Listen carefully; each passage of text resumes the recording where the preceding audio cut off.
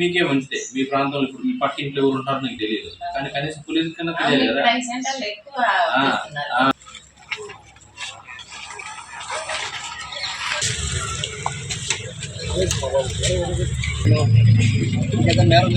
మాకు కాదు వాటి కూడా కాపీ అలా అయిపోయింది.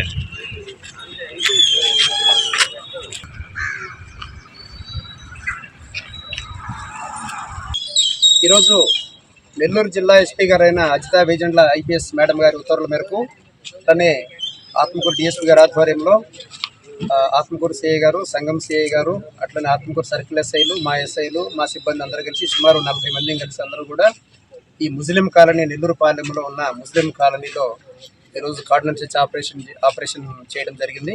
ఈ ఆపరేషన్ యొక్క ముఖ్య ఉద్దేశం ఏంటంటే ఎవరైనా కొత్త వ్యక్తులు నివాసం ఉండడం కానీ, లేదా ఎవరైనా అనుమానాస్పద వ్యక్తులు వచ్చేసి గంజాయి అమ్మడం కానీ, గంజాయి తాగడం కానీ, అదేవిధంగా ఎవరైనా నివాసాలు ఏర్పాటు చేసుకుని ఉండడం కానీ, లేదా రాత్రిపూట ఎవరైనా వేసవకాలం కాబట్టి ఈ దొంగలు ఎవరైనా తిరగడం కానీ అలాంటివి కానీ, వీటన్నిటి మీద కూడా వాళ్ళని ఎడ్యుకేట్ చేస్తూ, మోటివేట్ చేస్తూ వాళ్ళని అవేర్నెస్ క్రియేట్ చేయడంలో భాగంగా ఈరోజు మేము ఈ కార్డినెన్స్ ఆపరేషన్ చేయడం జరిగింది.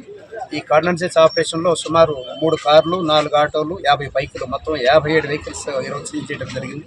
ఈ వెహికల్స్ అన్నీ కూడా ప్రాపర్ రికార్డు ఉందా లేదో చూసి వారికి తర్వాత చెప్తాము. ఒకవేళ ప్రాపర్ రికార్డ్ అనేది లేకపోతే వారికి కాంపౌండ్ వేసి, ఫైన్ వేసి వాళ్ళ వెహికల్ వాళ్ళకి అప్ చేయడం జరుగుతుంది. దీని యొక్క ముఖ్య ఉద్దేశం ఏంటంటే ఇప్పుడంతా క్రికెట్ ఐపీఎల్ బాగా జరుగుతూ ఉన్నది. ప్రతి ఒక్కరు కూడా బెట్టింగ్ అలవాటు పడిపోయి మొత్తం డబ్బులు పోగొట్టుకొని బానిసలు అవుతున్నారు. నిన్న ఎస్పీ మేడం గారు అట్లానే డీజీ సార్ నుంచి, ఏపీ గవర్నమెంట్ నుంచి చాలా స్ట్రిక్ట్ ఆర్డర్స్ వచ్చాయి. ఎవరైనా సరే బెట్టింగ్ పెట్టినా, బెట్టింగ్ నిర్వహించినా, బెట్టింగ్ను ప్రోత్సహించినా కూడా వారి మీద కఠినమైన చర్యలు తీసుకోబడతాయి. అట్లానే నాన్ బెయిలబుల్ కేసు జైలు పంపడం జరుగుతుంది. ఇంతకుముందు బెయిల్ ఇచ్చి పంపించేది, ఇప్పటిది మారిపోయింది. కంపల్సరిగా వాళ్ళని జైలు పంపించడం జరుగుతుంది.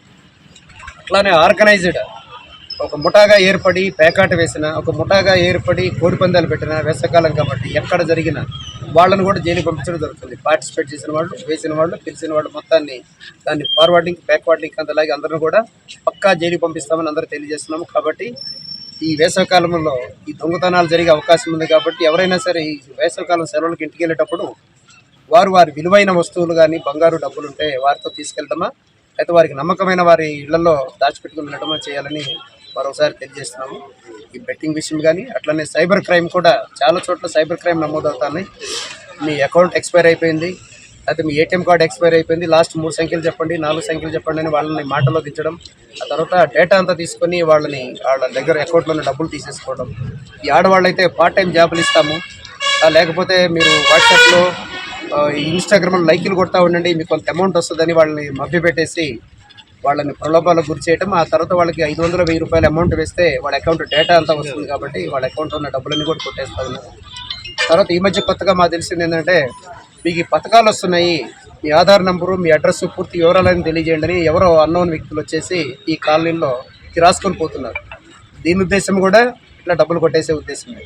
కాబట్టి పథకాలు అవి ఇస్తే గవర్నమెంట్ లోకల్ ఎంఆర్ఓ, ఆర్డీఓ లేకపోతే రెవెన్యూ స్టాఫ్ రావాలా, వాళ్ళందరూ కూడా మీకు తెలిసిన వారే ఉంటారు తప్ప వేరే ఎవరో ముఖం తెలియని వాడు వస్తే ఎట్టి పరిస్థితుల్లో కూడా అవి దయచేసి.